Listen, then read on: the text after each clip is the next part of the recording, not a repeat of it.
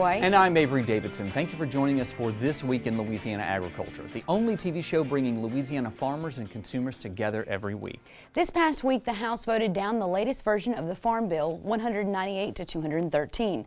The vote was largely on party lines, but the Freedom Caucus used its votes against the Farm Bill in an effort to push a vote on unrelated immigration reform. It's now looking like the House will try again to pass the Farm Bill on June 22nd or maybe even before that. That will be after a vote on immigration. All of that uncertainty, though, has an effect here at home. This week, TWILA's Neil Melanson speaks with a farmer who grows many of the commodities that could be affected.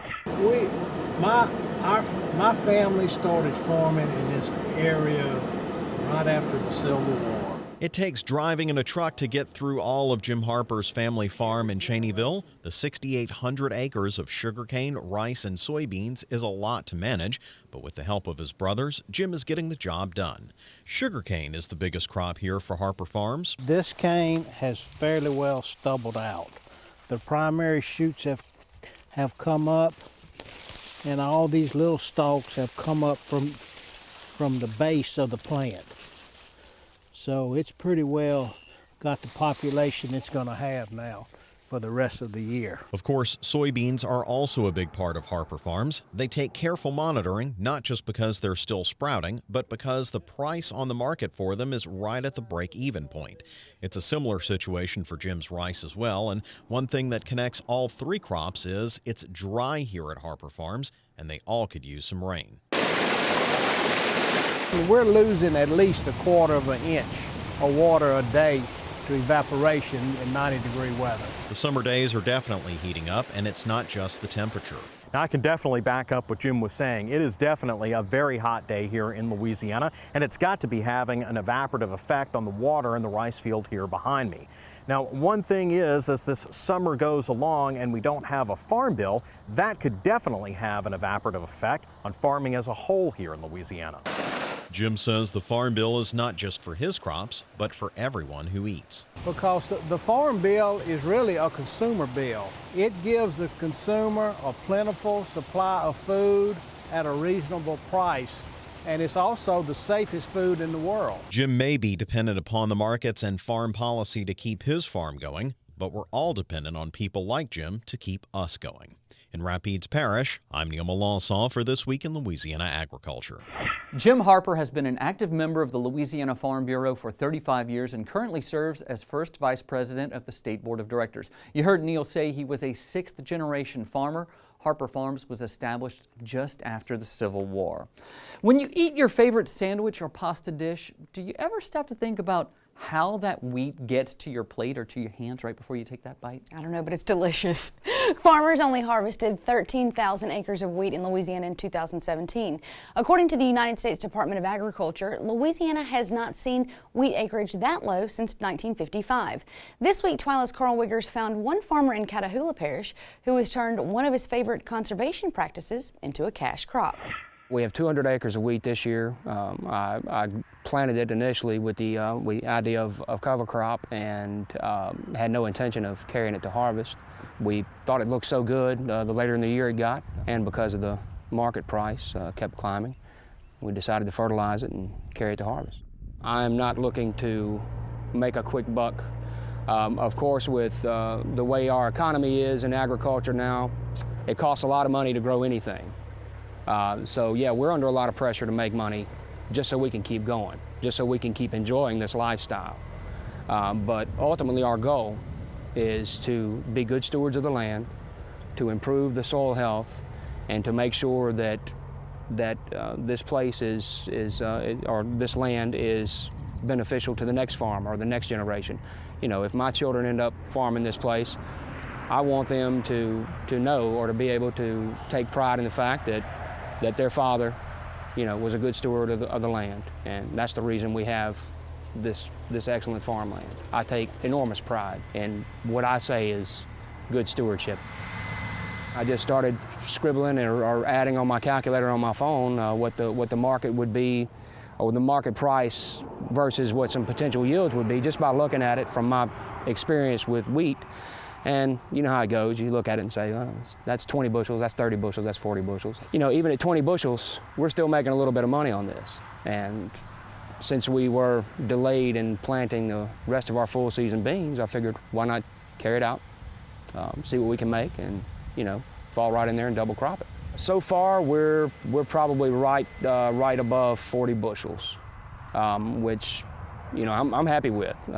So again, it's anything would be lagniappe for us. You know, we're thrilled with it. Barton says with today's wheat markets, he plans to have every acre of his farm covered in wheat this winter, and he will grow it all as a cash crop from day one. As we mentioned earlier, the Farm Bill became something of a political football in the House of Representatives recently, but that's nothing new. Both parties often have held the farm portion of the Farm Bill hostage as they negotiate over how much will go into SNAP benefits. That's a supplemental nutrition program formerly known as food stamps. The Senate will pass its own version, but it will likely look much different from the House version. The House is expected to vote again in late June, but it might not matter. Kyle McCann, the Associate Commodity Director for the Louisiana Farm Bureau, says the contents of the Farm Bill were not the issue. When considering the Farm Bill, there were some very negative amendments that did get voted upon. However, all of those were defeated. So as the Farm Bill stands, there weren't any more issues related to should we change this or that. It will strictly be a vote on reconsideration of the bill. It appeared that everyone was in place and supportive of the Farm Bill, but it just got held hostage on this immigration issue, a totally separate issue altogether. On the state level, the legislature did pass a budget, but Governor John Bel Edwards vetoed it. In order to address the budget shortfall of about $600 million, the regular session ended 2 weeks early so that legislators could go into a special session. This is the second special session of 2018, and there's no indication of what might get cut in a new budget. For an update on state politics from the Louisiana Farm Bureau's lobbyist, Joe Mapes, head over to our website at twilatv.org. You know, these kind of stories, they always kind of get to me. They make me want to speak my mind, Kristen. So if you don't mind. I feel like you're going to tell me. Yeah. So if you'll excuse me, I'm going to get right here because this is where my soapbox is, because I got to share some thoughts. We've just brought you 3 stories about the state of agriculture in Louisiana and across America. Just a couple of weeks ago, we brought you a story about how the farmer's share of your food dollar is at an all-time low, 14.8 cents. Because of low commodity prices, the U.S. Department of Agriculture is predicting that farm income will drop another 6.7% this year. That's going to make it the lowest since 2006. You hear us say almost every week that you should thank a farmer for the life you live, to be able to do whatever job you want to do rather than worry about where you get your next meal. We have it good. We have it really good. But right now, your farmer does not. America has the cheapest, safest, most abundant supply of food in the world. Louisiana doubly so because our food is so darn good. So when we bring you stories about Congress not passing a farm bill, or the state legislature cutting budgets for the Southern and LSU Ag Centers or the Department of Ag and Forestry, that's a call for you to act. That's when you should contact your legislator, your congressman, your senator, and ask them to support agriculture. Remember, you have the power every election cycle when you go in the booth. You can make a difference. Okay, I'm going to step back this way, come off of my soapbox, Kristen, and put my anchor hat back on, but it drives me nuts whenever we cover these stories over and over again, and it seems to be like when the Farm Bill becomes a political football, that just gets me upset. Oh, I agree. It's half of my family's income, and it's even more discouraging to know that farmers are also having to be their own PR spokespeople to say why their food is safe and healthy and good for consumers. So that's another battle that feels like it's always an uphill battle in this industry. Well, we'll talk a little bit more about that later in the show, too. The Louisiana Department of Ag and Forestry recently gave more than 900 farmers and ranchers in 51 parishes money to help pay for losses from the 2016 floods. In this special feature from our friends at the Department of Ag and Forestry, we show you how the state recently began disseminating that funding. The recovery money we have today is from the great floods of 2016.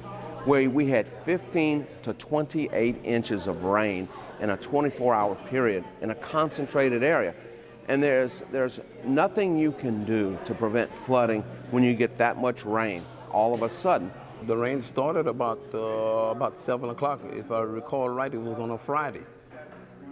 And it started about 7 o'clock, and by night everybody went to bed. And about Saturday morning, I'm early bird. I got up early and got dressed, and I'm going on the farm to do this, to do that.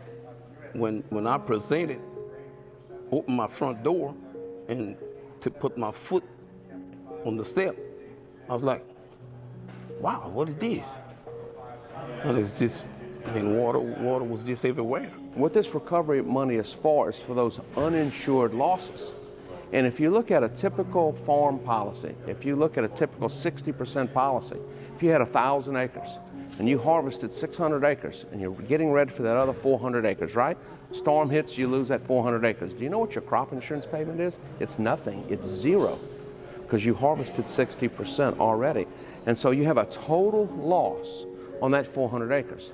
This allows the farmers to replant. This allows the farmers, to pay for the seed, and it's about the next crop, getting them back in business, keeping them in business. Being a farmer is a hard life, it's hard work, and it's tough and a lot of gambling. Just one of those things, and farmers is the backbone of the world. Appreciate everything you did for here for farmers. It helps us a lot, and all the farmers would have liked to had more, but we understand that the economy is not there. So anything that we can help get, we greatly appreciate it. What Commissioner Shane and Governor Edwards did for us, it was fantastic for the farmers. And when you see John Bell, tell him thank you. He helped. He did. We would like to have had more money. This is what we've had, but you can see we have over 900 farmers are receiving funds again to get them back and keep them in business, so that we can keep our communities in business and protect the state's economy. This is something that you're not going to never recover. Every time you think about it, it's a very hurting thing in your mind and in your heart, because you lost a lot of stuff, and you're never going to get that back. But y'all trying to help, and we appreciate the help. The LSU Ag Center has estimated the total agricultural damage from the 2016 flooding at more than $110 million. Well, New Orleans remains an important port when it comes to bringing coffee into the United States. In 1802, 1,400 bags of coffee arrived at the port of New Orleans.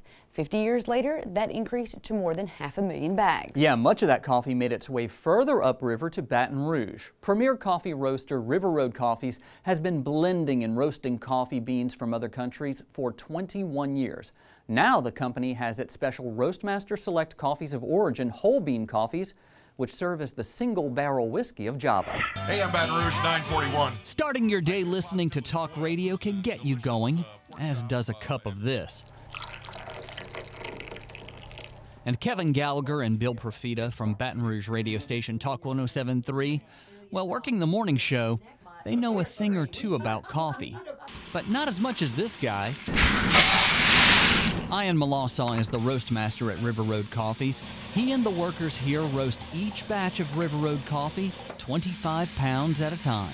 Between this and this is probably about a 15-second time difference. That's why keeping an eye on temperature and color can make all the difference in the flavor. What's in the roaster on this day is a blend of Central and South American coffees, what most people like Kevin and Bill usually have in their cup. But Malassaw likes the more exotic coffees. This is our Ethiopian Sidamo bean. It's a fine quality bean. You can see they're all totally uniform. And this is gonna have a winey, floral, berry type of flavor to it. Very different than the coffee we're used to around in Louisiana. Which is why Malassaw and River Road Coffees is now offering the Roastmaster Select Coffees of Origin. I've been doing it for myself for 10 years. And now I think we're ready to bring it out to Baton Rouge at large.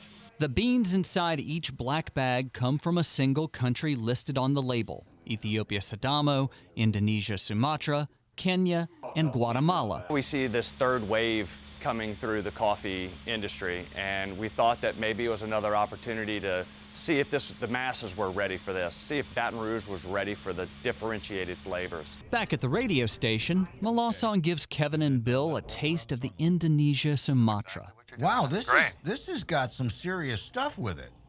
See, that's very full-body coffee. I like that. Yeah, it's got a very nice flavor profile. And again, I'm somebody who puts stuff in my coffee. I know that's heresy. You know, when you're talking about coffee like this, you certainly are. Yeah, but I don't need any stuff in this coffee. Next up, the Ethiopian Sidamo. It's almost got like a floweriness to it. It's much lighter. It's a lighter brew. And I could see this brewed down thick and being an espresso. I could see it. It's got that fullness to it. As with everything in radio, time is tight, so Malasan can only fit one more tasting in. Ian, what is this again? This is our Guatemalan. Yeah, it is an excellent coffee, well balanced.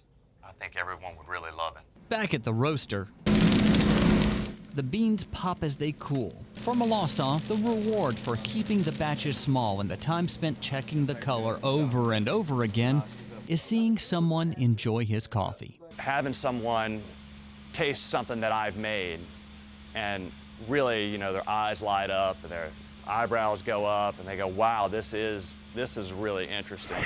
You can find Roastmaster Select coffees of origin at grocery stores across South Louisiana. Oh, you're not in South Louisiana, you say, Kristen. Well, that's what the internet is for. You can order River Road coffees online. We'll put a link on our website at twilatv.org so you can do just that. And I can tell you now, those coffees of origin, excelente. I remember my first River Road coffee story. I remember when you did that story, and it is still on their website. That was a long time ago. I'm flattered. Still to come on TWILA, some furry masked bandits take over our TWILA booth. But first, we'll learn about a growing sector of Louisiana agriculture. Stay with us.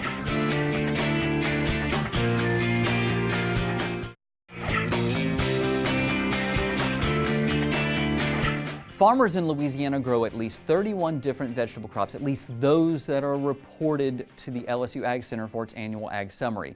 I have a feeling that number is going to go up as practical research drew dozens of produce farmers to the Louisiana Fruit and Vegetable Growers Association Farm Tour. As TWILA's AJ Sabine shows us, consumer interest in this vibrant ag sector is heating up. And the last time what it was planted in was cabbage.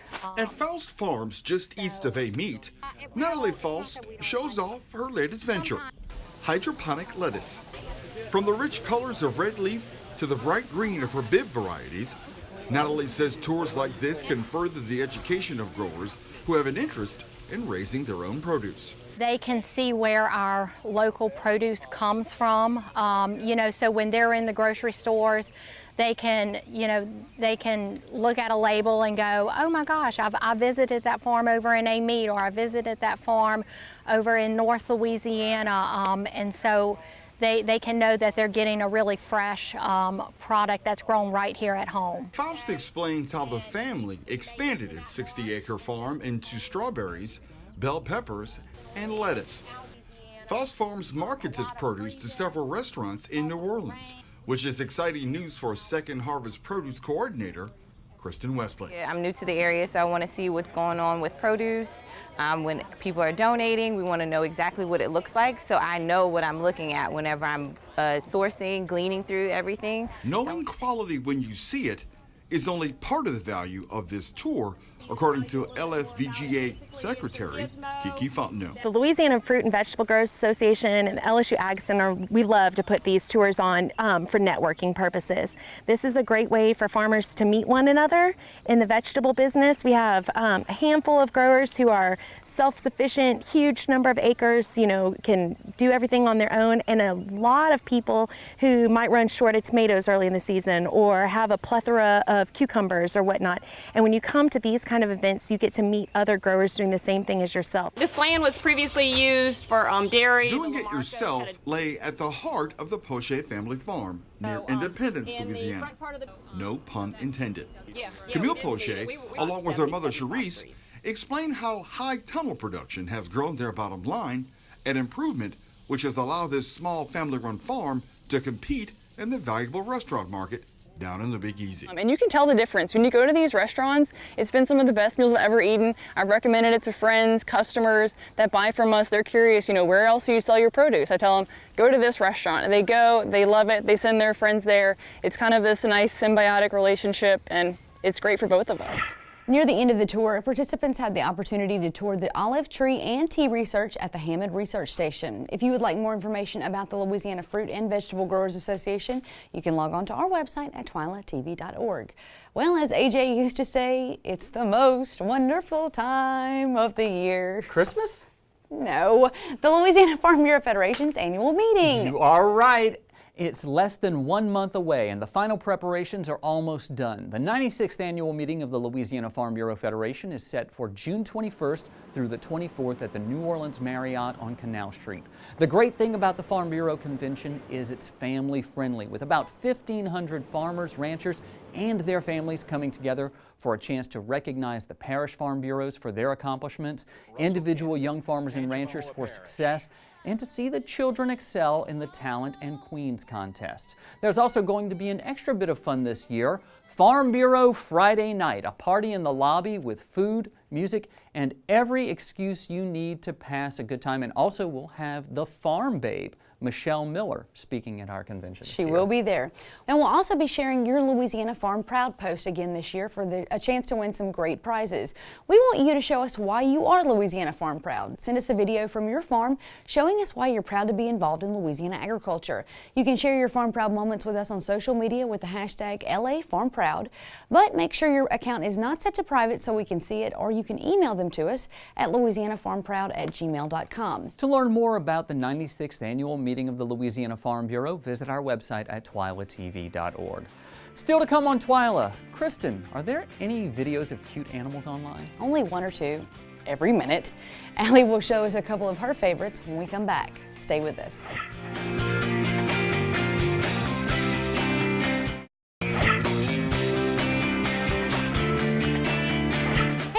I think it's time that we have a TWILA boost to close our show this week. You know, Kristen, I could not agree more. And since she did such a great job last week, we're going to enlist the help of our TWILA turn, Allie Dowies. That was my TWILA turn camera turn. Thank you for gracing us with your royal presence again. It's my honor, Avery. Who says the royalty is in England? It's right here in the TWILA studio. Well, who doesn't love a good goat farm animal video? Videos with funny animals are always a hit on social media. And I think we found 2 winners this week. I guarantee you the clips will brighten your day and leave you with a smile. Our first video comes to us from the Lovely Pets Facebook titled, "Baby Donkeys Are So Underrated." And that they are.